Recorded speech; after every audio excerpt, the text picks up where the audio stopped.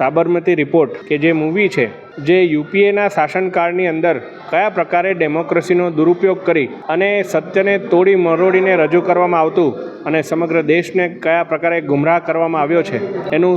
સમગ્ર સત્યને ઉજાગર કરતી આ મૂવી કે જેને માનનીય વડાપ્રધાનશ્રીએ પણ ટ્વિટરની અંદર જેને સરાહના કરી હોય, માન્ય ગૃહમંત્રી અમિત શાહજીએ પણ જેની સરાહના કરી હોય, માન્ય મુખ્યમંત્રીશ્રી અને તમામ મંત્રીમંડળે પણ આ મૂવી જોઈ હોય, ત્યારે વડોદરાના તમામ ચૂંટાયેલા પ્રતિનિધિઓ મારા સહિત સર્વે ધારાસભ્યશ્રીઓ પણ પોતપોતાના વિસ્તારના નાગરિકો માટે આ મૂવીનું સ્ક્રીનિંગ રાખી રહ્યા છે. વડોદરાના તમામ નાગરિકો બે સ્ક્રીનની અંદર ધ સાબરમતી રિપોર્ટ આજે જોઈ રહ્યા છે. જે મૂવીમાં કદાચ પત્રકારિત્વમાં સૌથી અજોડ કહી શકાય તે પ્રકારના સંશોધનને સાથે રાખી અને આ મૂવીનું નિર્માણ કરવામાં આવ્યું છે. મૂવીમાં જે સત્ય હકીકત બતાવવામાં આવી છે તેને કારણે વર્ષોથી જે કાળો ઢગ લાગેલો હતો કાર્યકર્તા પર, પાર્ટી પર અને નેતાઓ પર, એ પહેલી વખત લોકોના મનમાંથી દૂર કરી શકાયો છે.